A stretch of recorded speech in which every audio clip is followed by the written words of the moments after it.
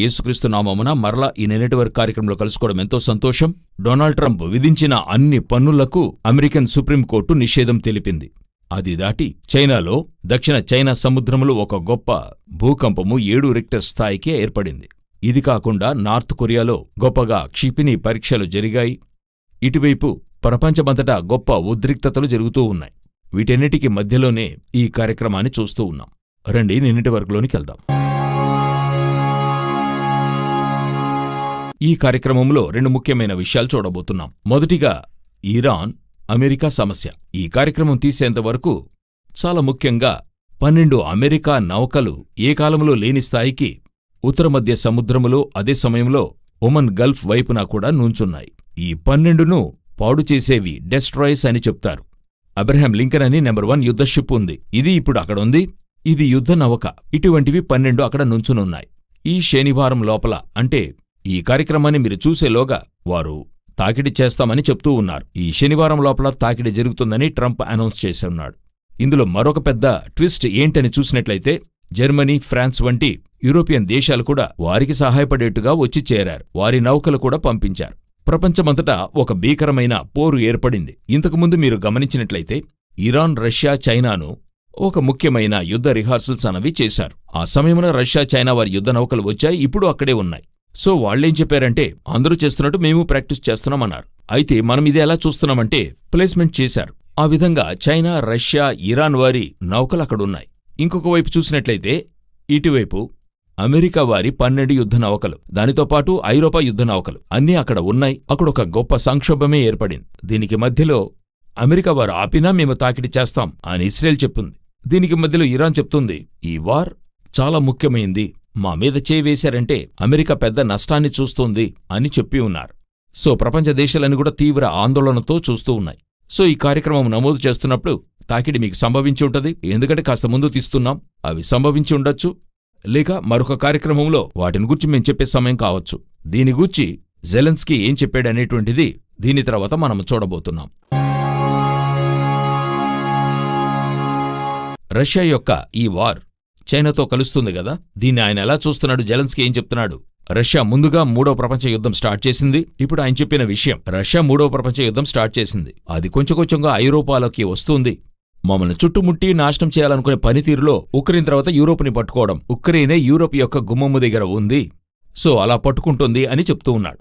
So Russia ఈ విధంగా ఇటు చూసినట్లయితే ఇరాన్కి సపోర్టుగా నుంచుంటుంది. అటువైపు యుక్రెయిన్ నుండి లోనికొస్తుంది. వీటిని బట్టి చూస్తే 3వ ప్రపంచ యుద్ధం ఆరంభమైందని చెప్తూ ఉన్నాడు. ఈ 2026 మే మాసము లోపల ఇంకెన్నో కార్యాలు జరిగే అవకాశముందని అంతటా చెప్పుకుంటూ ఉన్నారు. ఇప్పుడు మన కంటికి ముందు ఇవన్నీ నిదర్శనంగా జరుగుతున్నాయి. ఏ సమయమైనా యుద్ధం ఆరంభమవచ్చు. 3వ ప్రపంచ యుద్ధం, అణు ఆయుధం, అంటే ఈ అణు ఆయుధం ఒప్పందం ఇప్పుడే ముగిసింది. రష్యా, అమెరికాకి మధ్య ముగిసింది. ఇప్పుడు ఇవన్నీ కూడా చేరి దేనికి దారితీస్తున్నాయంటే ఒక గొప్ప యుద్ధ వాతావరణం ఏర్పడి ఉంది.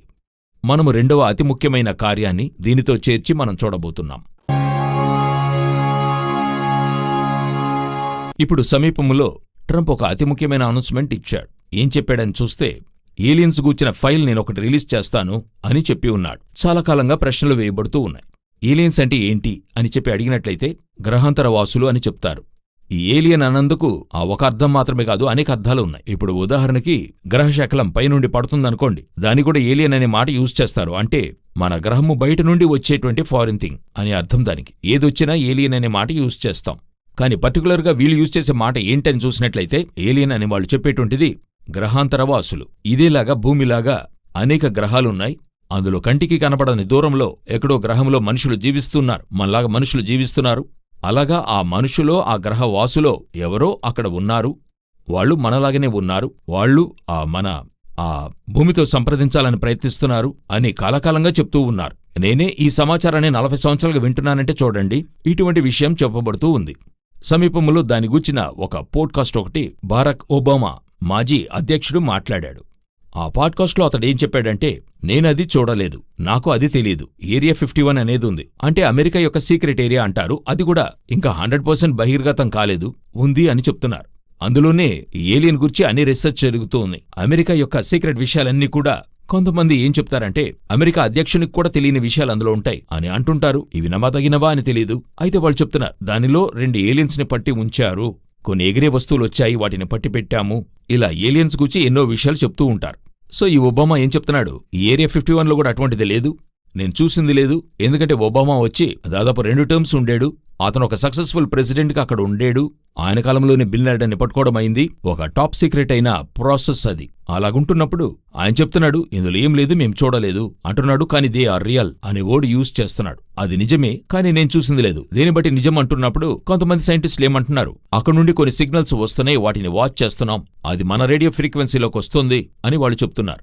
ఇవన్నీ ఎంతవరకు నిజము అనేటువంటిది మనం తెలుసుకోవాలంటే, సమీపంలో దీని గూర్చి ప్రశ్న వచ్చినప్పుడు అమెరికా అధ్యక్షుడు డొనాల్డ్ ట్రంప్ చెప్తున్నాడు, దీని గూర్చిన ఒక ఖచ్చితమైన ఒక రిపోర్ట్ మేమిస్తాం అని ఆయన చెప్పి ఉన్నాడు.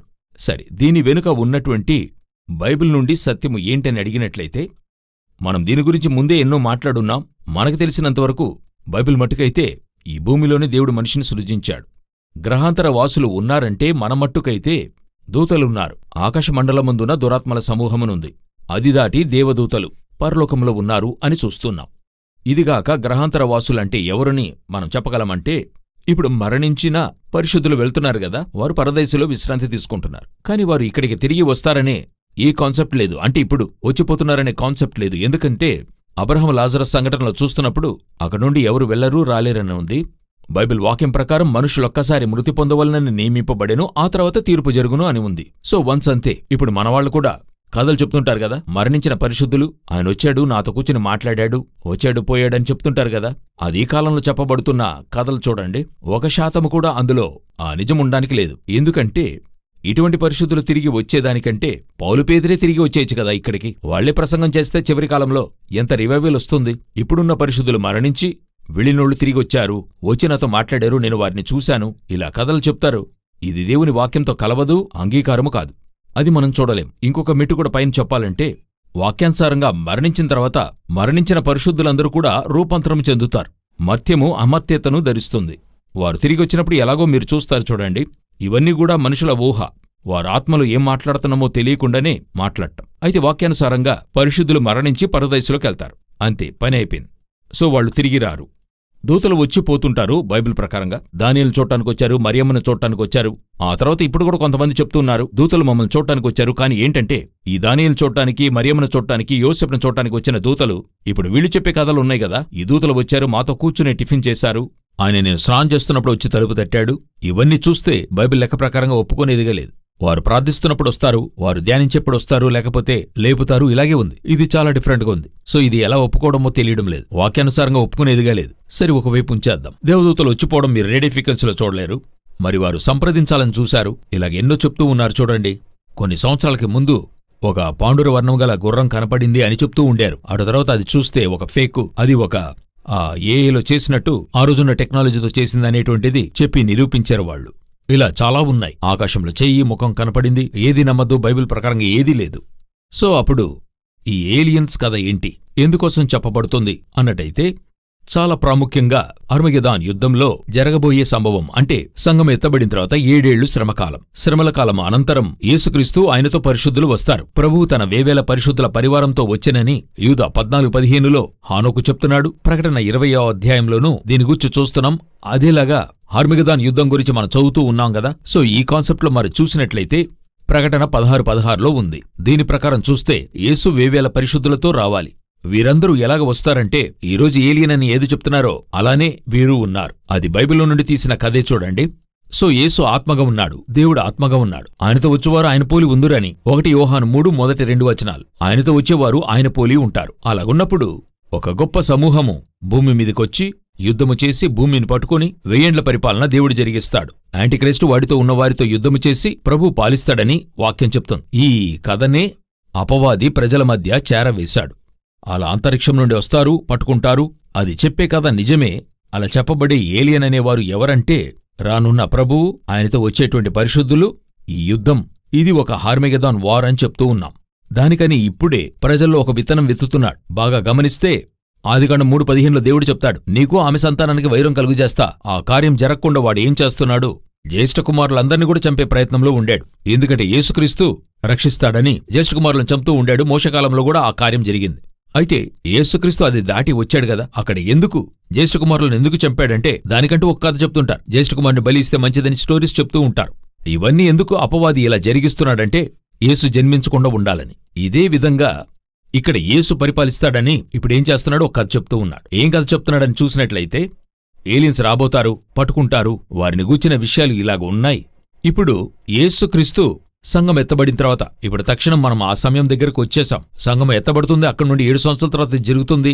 ఆ 7 సంవత్సరాల్లోని ఆకాశం నుండి ఎన్నో గ్రహశకలాలు పడతాయి అని బైబిల్ చెప్తుంది. ఇవన్నీ జరుగుతుండగా చివరికి చూడండి, అప్పుడు పూర్తిగా ఈ కథ చెప్తాడు. ఏలియన్సే వీటన్నిటికీ కారణం, వారు వస్తున్నారు. ఆ గ్రహశకలాలు పడేప్పుడు కూడా ఏం చెప్తారు?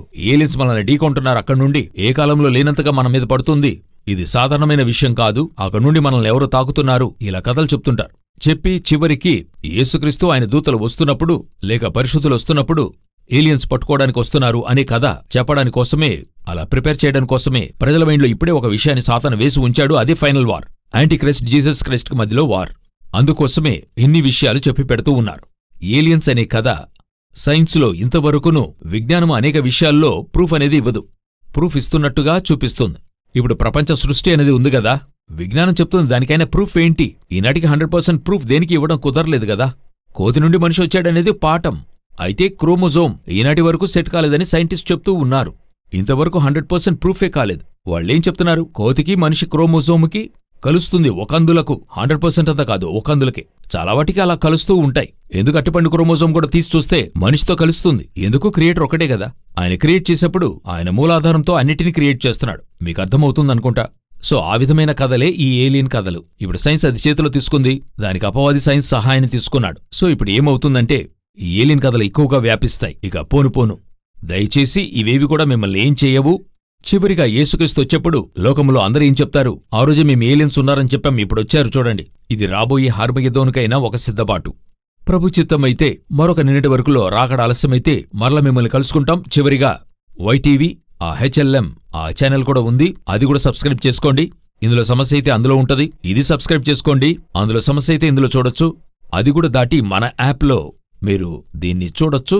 యాప్ని డౌన్లోడ్ చేసుకోండి. ఇవన్నీ కూడా ఫ్రీయే. యాప్ని డౌన్లోడ్ చేసుకోండి. ఒక సేఫ్టీ కోసం చెప్తున్నాం. చివరిగా వైటీవీ ఓటీటీ అని చెప్పేటువంటి ఒక ఓటీటీ వస్తుంది. దాని గురించిన అనౌన్స్మెంట్ త్వరలో వస్తుంది. మా సేవలకై ప్రార్థించండి. God bless you.